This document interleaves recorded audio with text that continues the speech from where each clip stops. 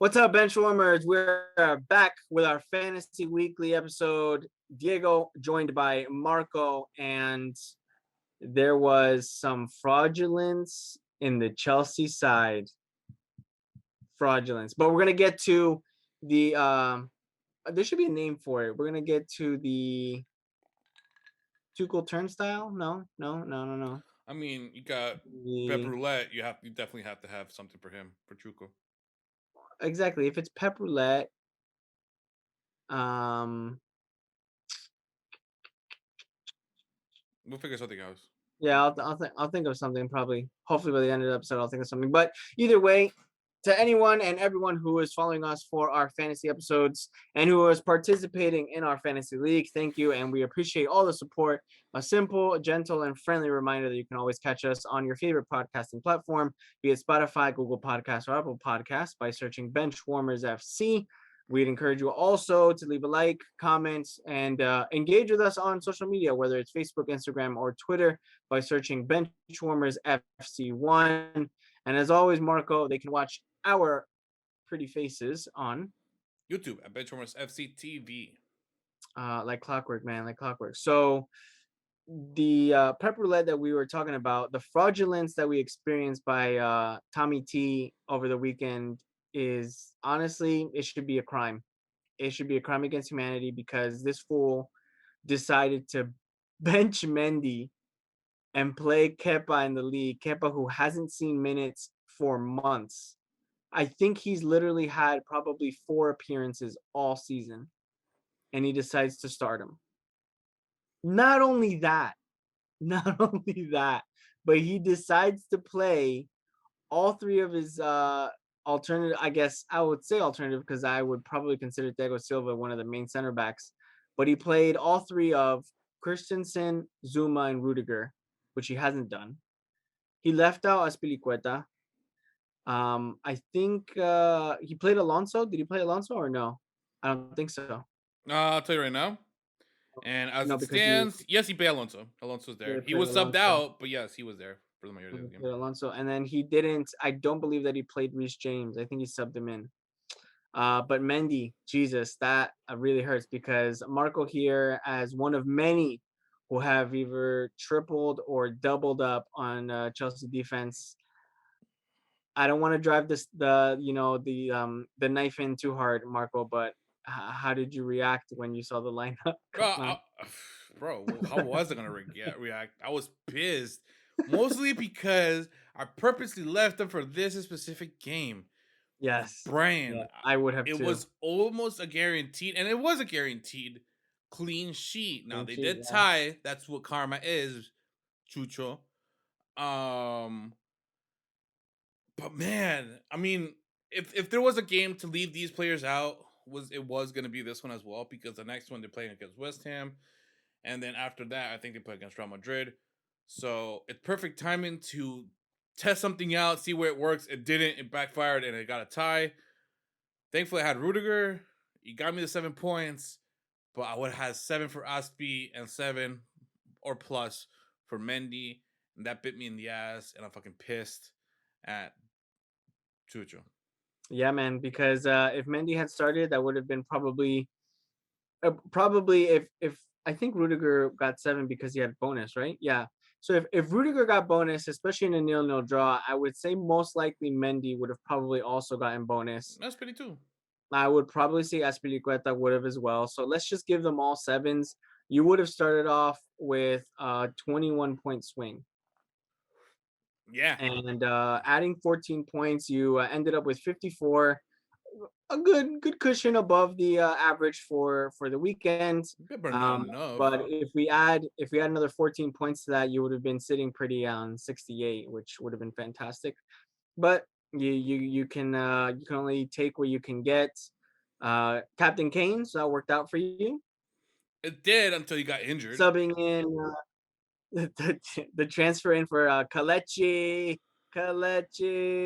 He probably could have scored two or three goals today. Bro. That game was today, and it was hard to watch because there was one really good chance, Iheanacho, that you just completely scuffed it. He took it away from Tielemans in the box with a nice touch. Like he scooped it, went the other direction. The ball was coming down, and he just decides to blast it right over the bar. That could have been a second goal. Easy, easy 2 goals. It would have been great. But Lord Lingard coming good for you. 7-pointer, Lord Lingard, with I think it was a penalty that he took, no? For West Ham. Honestly, I thought he was going to be a good asset. The unfortunate injury to Lacazette. It looks like he is red flagged now until the 2nd of May. I'm gonna touch on that a little bit. There's not many striker options that I'm looking at least. Disclaimer, disclaimer, disclaimer, because I know that there's some people that listen to this and they try to give me a hard time afterwards. But Rudiger 7 points, Jota and Salah with 2 big fat blanks. Mane the forgotten man, I'll bring him up as well. That's another one. But the majority of people did Captain Kane. Myself, I triple Captain Kane. It would have been honestly great, but he missed that second match against Southampton. Son made up for it with a 12-pointer from the double. Alexander Arnold for me, Cody for me, and then everyone else just blanked. Dallas, Bruno, Jota, Salah, Martinez. I would have loved to have had a 6 or 7 pointer from Osby. That would have been perfect. It really would have left me in a good spot for this week. But anyway, the average point's 47. We got to keep moving, right, Marco? We got to keep going on. And to keep moving on, we have the watch list update for this week.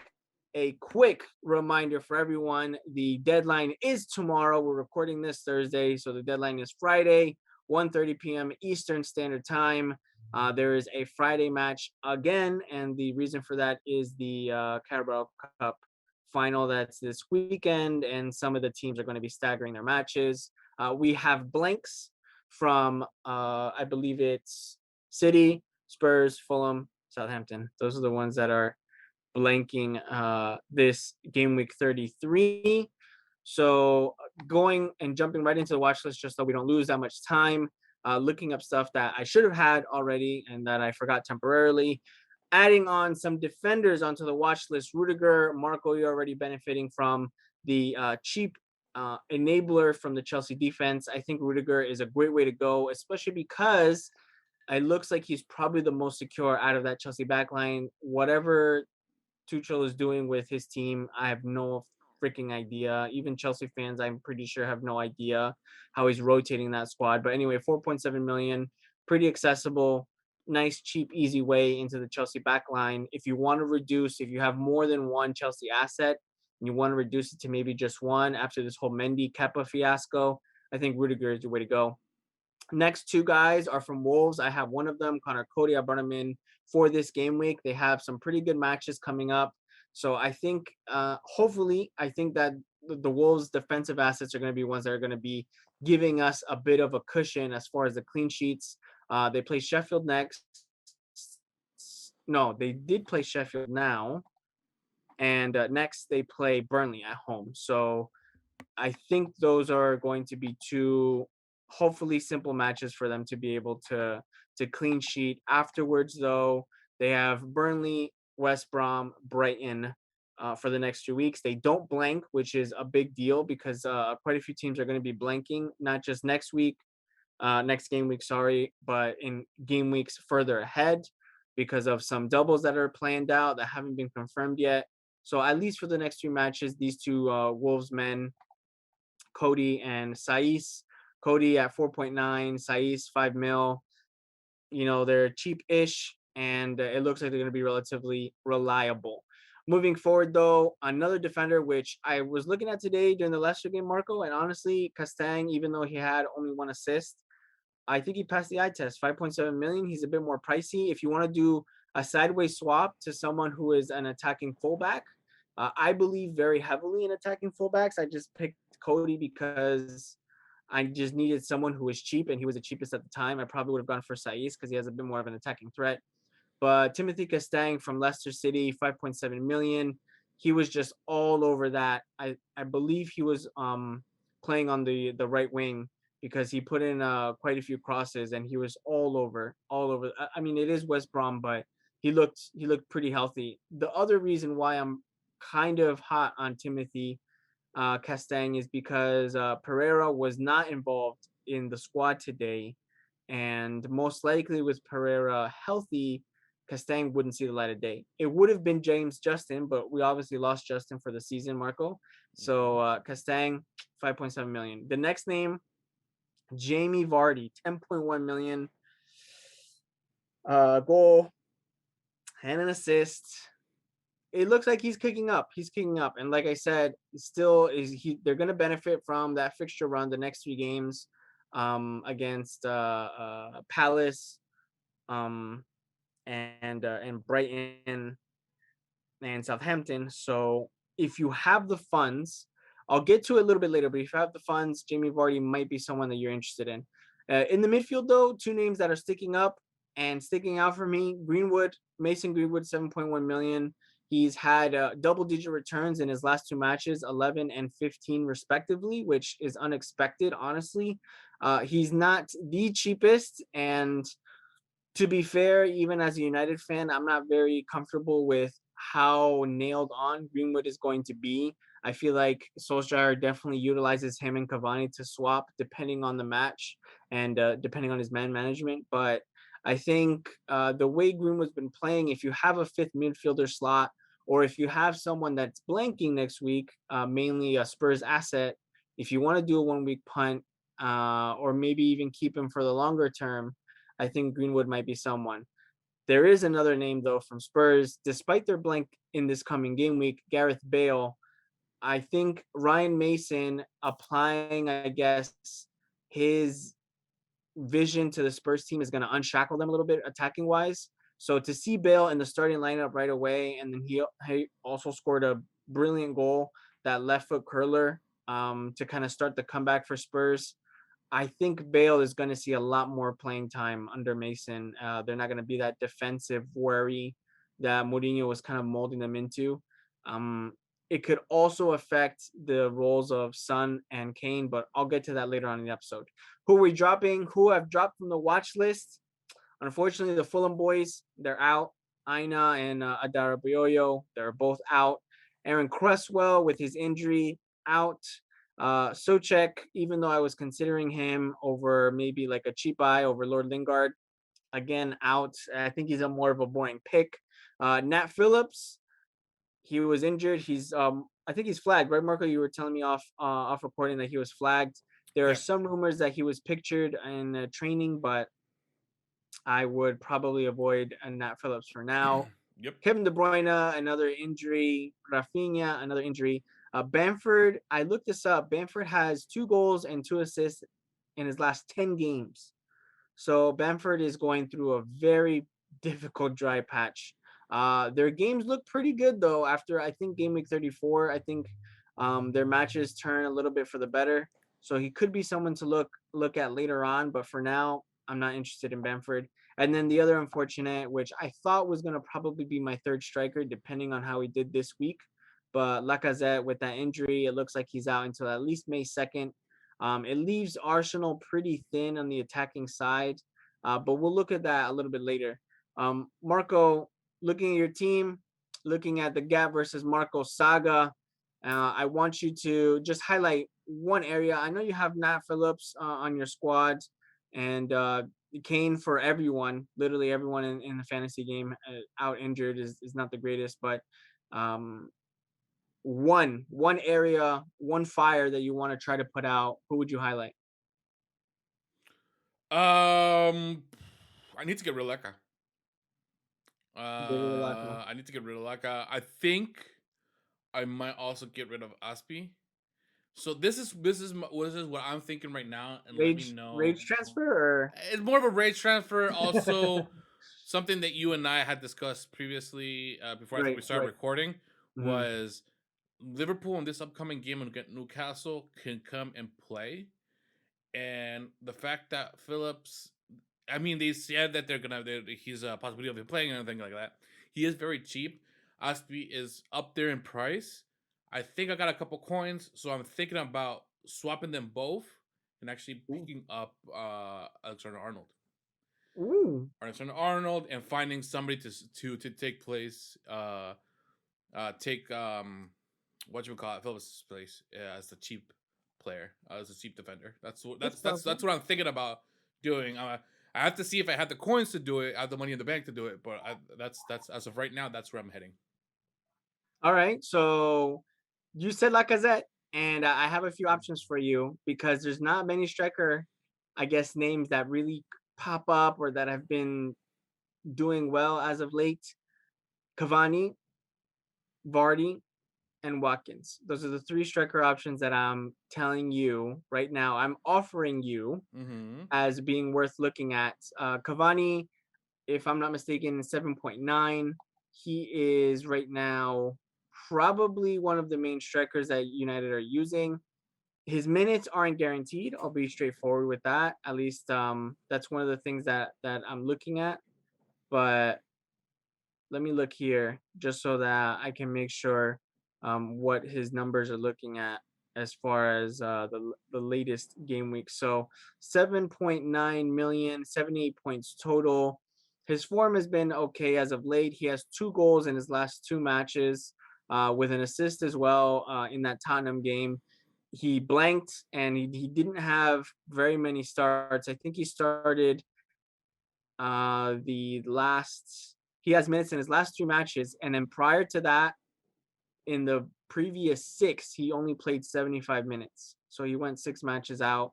Again, that's also due to injury, not just, rotation of the squad. Mhm. But 7.9 million, he's cheaper than Lacazette, so that's the only reason why I'm bringing him up, cheaper than Lacazette. And they have some fixtures which might be a bit favorable. I know that Leeds were beaten 6-2 previously by United, but one of the things about Leeds, which I'm kind of weary about, is that their defensive form has improved, I think, pretty drastically. And I'll get to that in a bit. Yeah. So they play Liverpool, and then afterwards they play Villa, Leicester, Fulham, and Wolves.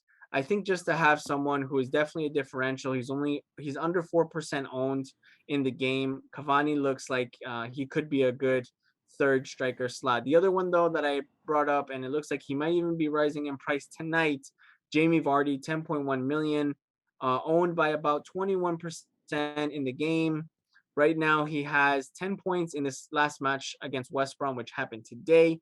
Prior to that, he has 2 blanks and then a 13-pointer from the 5-0 win against Sheffield. So people that were able to afford him back then, I think definitely benefited from it. The thing about Vardy, though, I'm gonna count it off here. Mhm. 1, 2, 3, 4, 5, 6, 7, 8. He has 1 goal. He has 1 goal, which he scored today in his last 8 matches. He does have 4 assists in his last 8 matches, but 3 of those came against Sheffield. Um, one of the most positive things that I will say is seeing Madison back in the midfield. Leicester look like a different squad. They really do. They really benefit from having James Madison in the midfield, and I think him moving the ball along to both of their informed strikers, both Iheanacho and Vardy, I think that's the way to go. Again, a lot of people have Kalechi. You do as well. If you want to double up on Leicester, I think the next 3 matches is a perfect chance to do it. I remember doing this with Vardy earlier in the season, and it completely blew up in my face. So I'm a little scared. I don't know if I'm going to do that really, but the next budget pick that I have for you, Lacazette replacement, and for anyone that wants a third striker or they're thinking of replacing Kane, who's out injured, and I'll get to whether you should or not later. But Ollie Watkins, I think he is Mr. Reliable because he has 2 goals in his last 3 matches, and he has an assist in this game. He got an assist in the game against City, and his last assist was against Newcastle in that 1-1 draw. So he essentially has returns in one, two, three, four. He's returned in 4 of his last 5 matches. So he's only blanked once. And even though I would say that Aston Villa are not an attacking threat at all without Jack Grealish, they play West Brom, and I believe, in my opinion, a shaky Everton right after. So maybe even for the West Brom game, if you want to maybe get some ground, he's 25% owned. I know he was probably owned by a lot more earlier in the season. He just hasn't been the same since Jackie Grealish got removed from his side due to injury. So looking at the rest of the notes, Marco, you have Kane. I'm not sure. Do you have Son as well? No, I got rid of Son. You got rid of Son, so you're in a bit of a better position than I am. So for anyone who has both Kane and Son, or if you have one or the other, I think keeping them is probably the best for the future. The fixtures that they have right after the blank, so they don't play this coming game week. They don't play in 33, which is unfortunate. But for Kane, at least between this Carabao Cup final, which they think they might be able to have him fit for, from that final up until the next game week on May 2nd, we have there's like a 10-day window. And then when they come back, not only do they come back from that blank, they play Sheffield. Like that's their next match, Sheffield United, relegated, dead. No offense, but like bottom of the league, Sheffield United. And I think with Ryan Mason there and Mourinho not playing for a 1-0, holding a 1-0 lead, and then leaving it like that, it could just be the right moment to hold on to these assets. Can you swap them? Absolutely. If you want to, that's your call. But again, at least for me, I own both Kane and Son. I'm struggling with getting rid of one or the other. And I think I might just end up holding on to them both because where a lot of people are going to get rid of them because they'll probably anticipate that the injury is going to be longer term. Um, you could even do maybe even a straight swap from Kane to Vardy because you can afford it. Kane is definitely a lot pricier than him, and then maybe swap him back next week. Who knows? It really depends what you think on doing. I believe though, if you have Kane and you have Son, whether it's a combination of both or one or the other, you should probably keep them. If you want to swap Son for someone else, I think another informed midfielder should be possible. Um, there's a few names out there that I'm thinking of. Greenwood was one that benefited this week. I'm looking at, let me see, I'm looking at the round points for the week so that I can bring up some names, some guys that are in form right now. So let me look at round points. Yeah, Sigurdsson, 15 pointer. Greenwood, 15 pointer. Bernardo Silva, 11 pointer. I mean, I don't want to go off of just this week because even Bernardo, he blanks in 33. But for players that play this game week, I think Greenwood is a good shout. I think the Forgotten Man, and I said that I would bring him up. The Forgotten Man, Sadio Mane from Liverpool, 11.7. He scored a goal. He hasn't seen much as far as the involvement with scoring goals, but he's only owned by 5%. And they have oh my god, they have it looks like a ridiculously easy end to the season with all those green fixtures. He's only scored one goal, and honestly, I think that's more than 10 matches that I'm looking at. It looks like 12 almost.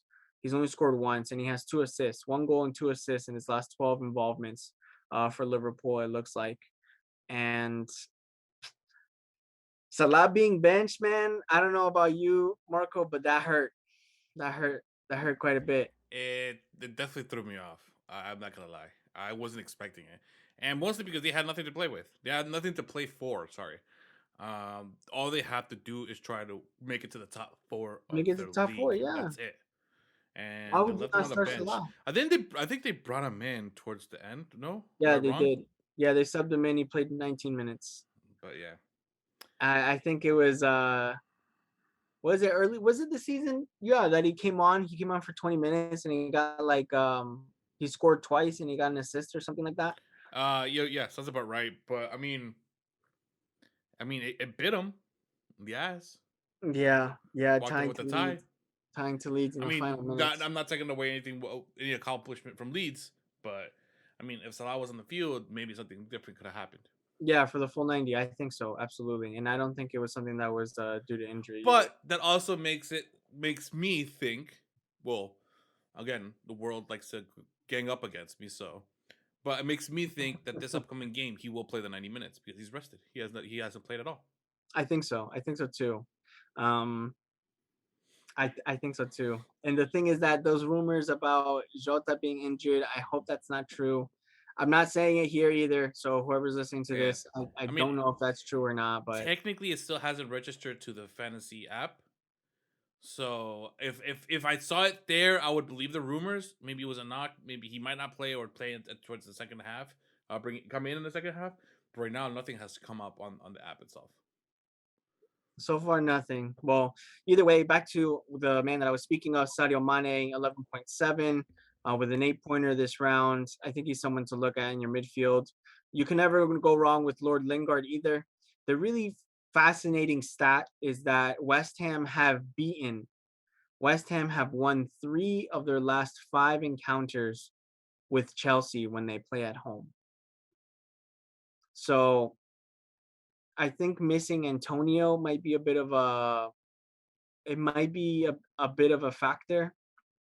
But the way West Ham have been playing, especially how they start off the blocks so early in the game, I think they can inflict some damage. But anyway, those are some midfielders which I'm recommending if you do want to offload Son and maybe swap him out. Moving forward, though, free hit. If you have any chips, Marco, do you have any chips left in the game?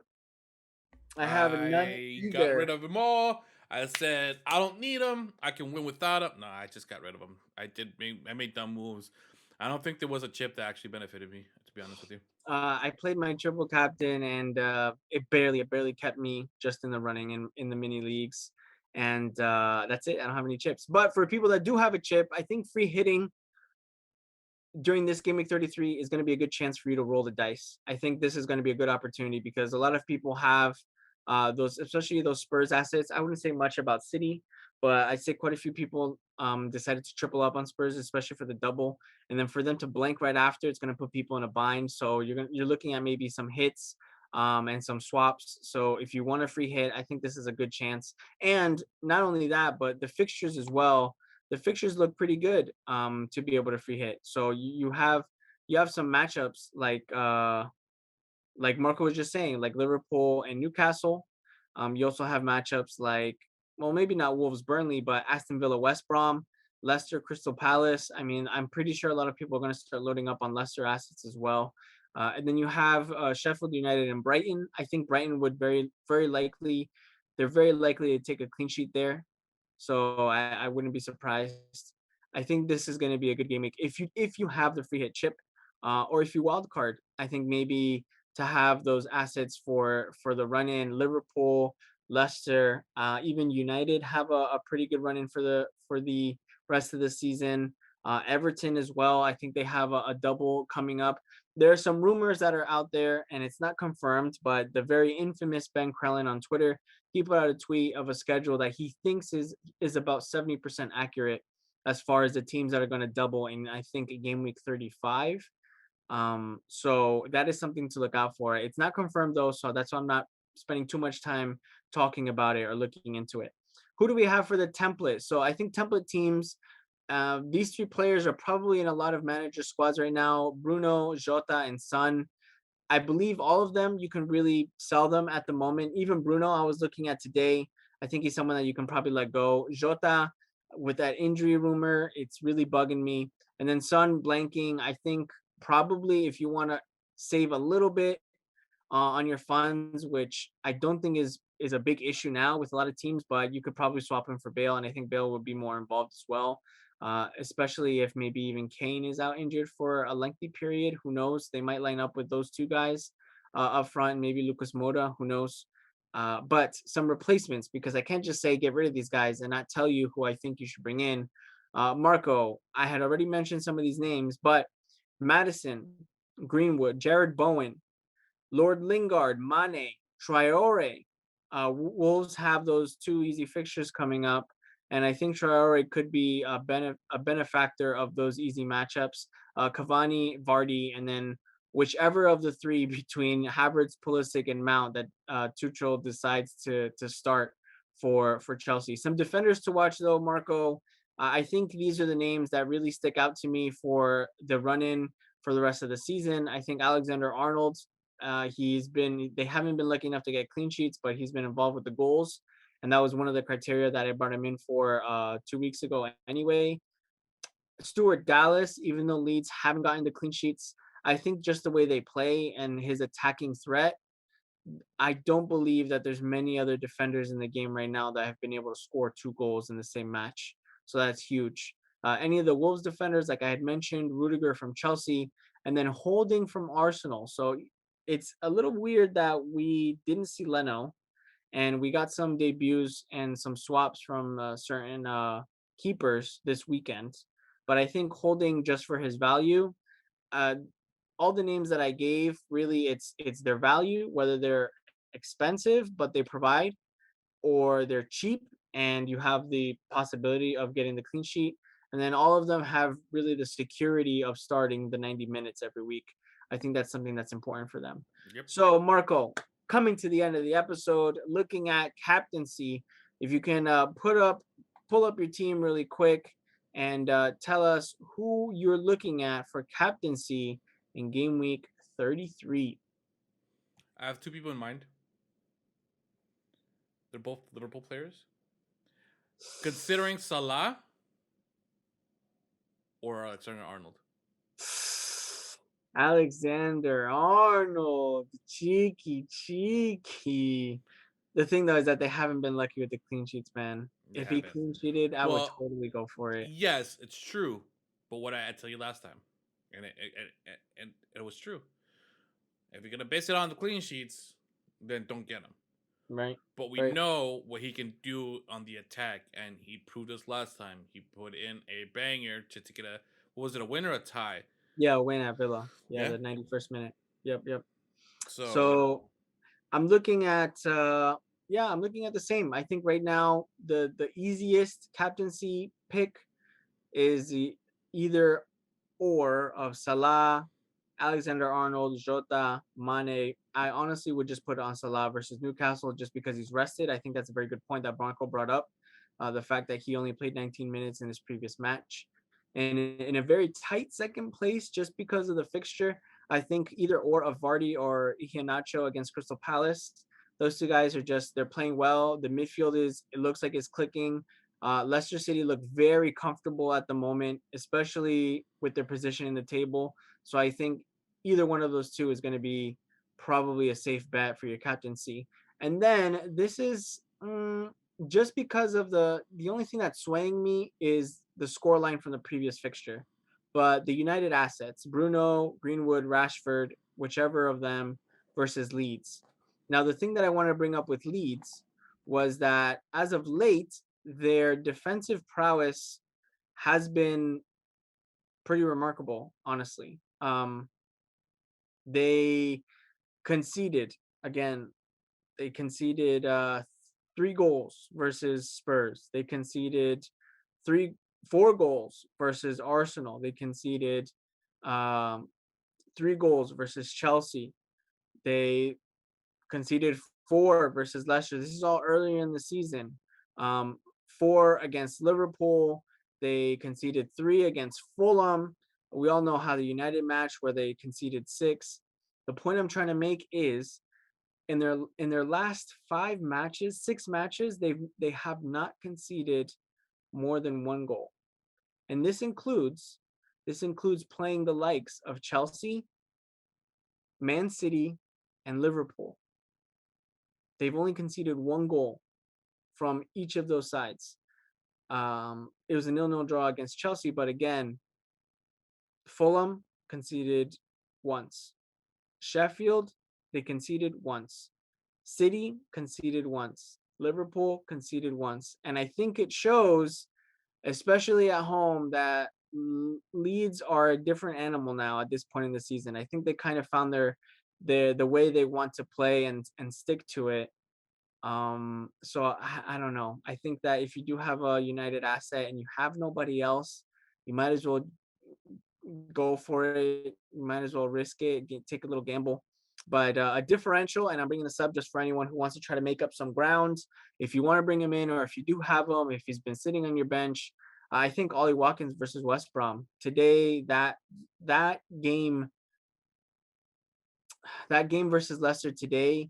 Yes, they were down 3-0, and obviously that was a very big factor to just how defeated they looked, but they looked like they didn't have any interest at all for playing. All those players looked like they couldn't wait for the final whistle, and they had already. It was probably like minute 30, some like 36 or 37, that I noticed they weren't even pressing for the ball in the middle of the field, in their like by their side, like by their half. They weren't even pressing for the ball. They were like just completely checked out. So I think Watkins and Aston Villa, which they definitely need some points. I feel like they might be able to do some of the work versus West Brom. But that really wraps it up for us, Marco. Very simple, very quick, nice little preview for Game Week 33.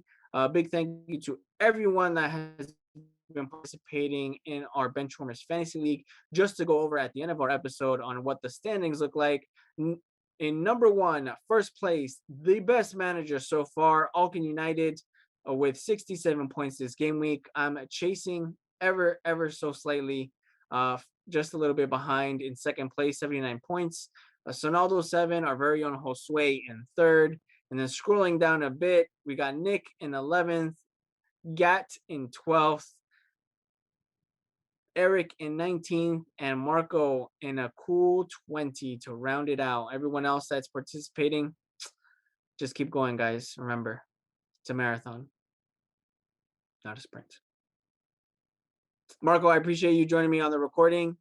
Good luck for this upcoming game week. I hope you get your transfers and your captaincy right, and you get all the points and green arrows that you merit. Everyone else, I made it to this point. Thank you again for your support. We appreciate you listening to our fantasy episode of the week. Make sure you catch us next week for the preview of Game Week 34. Remember, we're the Benchwarmers. This is the bench with the voice, where the bench is always warm. Peace, everybody.